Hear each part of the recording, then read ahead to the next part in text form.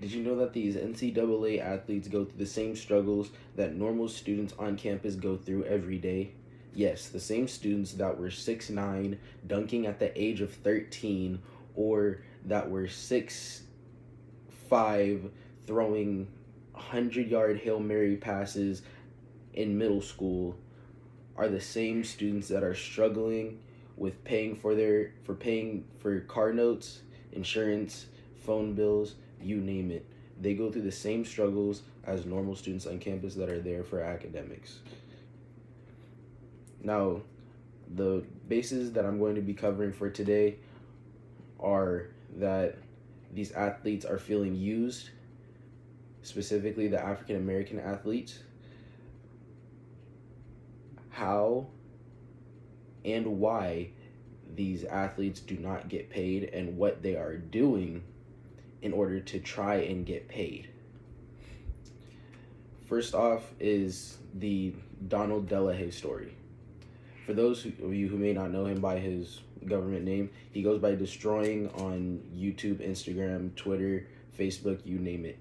He had an interview in 2018 with ESPN talking about how the NCAA tried to take away his scholarship because of his YouTube influence. At the time in 2018, he was making a lot of videos that were getting a lot of traction, pretty much about being a college athlete and the different types of college athletes that were out around the time.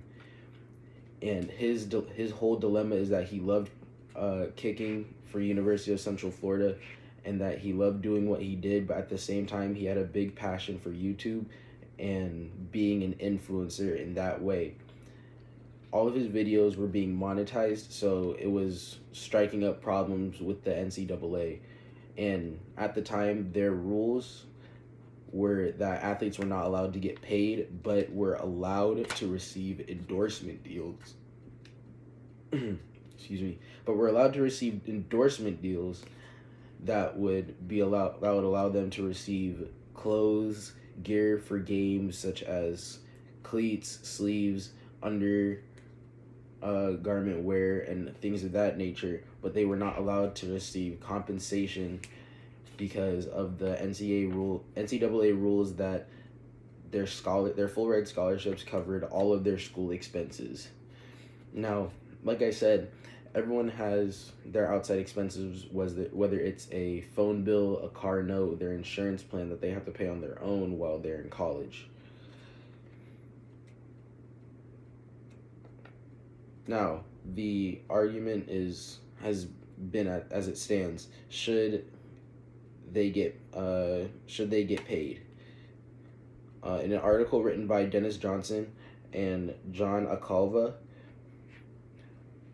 that revenue from the NCAA bowl games and the March Madness tournament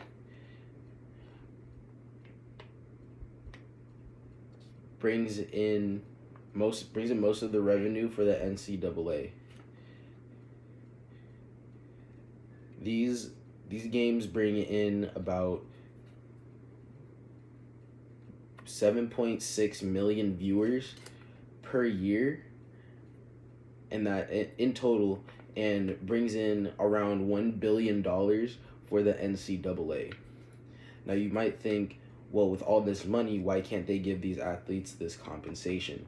Well, before 2019, the rule was that the athletes could not receive any type of compensation.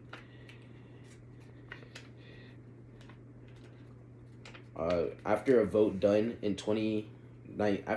was done in 2019, the rules had changed that the athletes were not allowed to get paid, but were allowed to receive endorsements.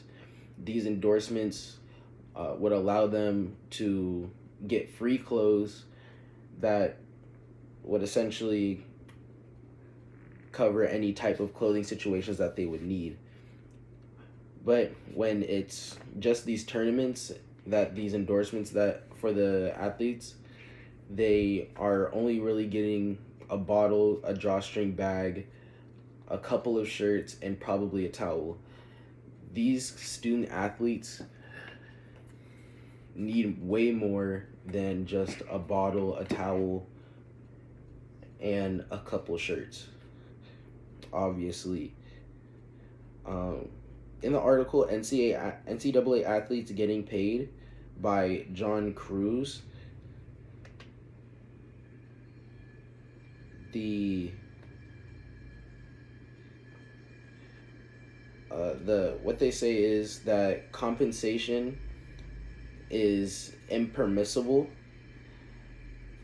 and then another point that they talk about that it's impermissible to go against gender equality, and then their final point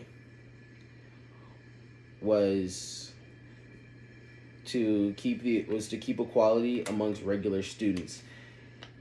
The whole problem with paying the NCAA athletes is because it would be unfair for the regular students to not be getting paid for, doing what they do, their academics, doing well in their academics, but essentially at the same time they are getting paid by receiving scholarships to continue to do well in their schoolwork and all their academics.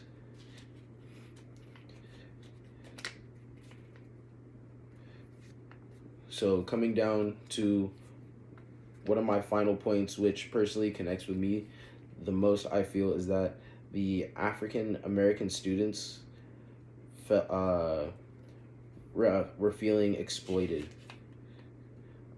In the article, Used Goods by former African American student athletes, exploitation by Division I universities, Crystal K. Bearer speaks on that there are two groups, essentially. Group A being that they're using their the NCAA is using the African Americans' upward mobility to give an outlet to the students that have bad backgrounds, and essentially using their abilities and that the fact that they were coming from bad backgrounds to essentially put up a sob story so that they can get more money off of these athletes. And then there was Group B, where essentially that the athletes weren't being helped at all. They were struggling on their own to still pay for school and all the athletic costs that had to be covered. So these great athletes that are coming in and not receiving any type of support, and they're able to do the same things that the students on scholarship are doing, was unfair to the students. So in conclusion, these athletes were not getting paid, even though they have talents and passions, just like Donald Delahaye did, and they get stripped from their scholarships so often because they want to do things that they're passionate about, and essentially the world will give them money for it, but because they are on full scholarships, they are not allowed to receive the money. And that the NCAA still holds true to what they say, that they're not allowing students to receive compensation for what they do, and that the African American students feel exploited for their efforts and their abilities on and off the field. Thank you.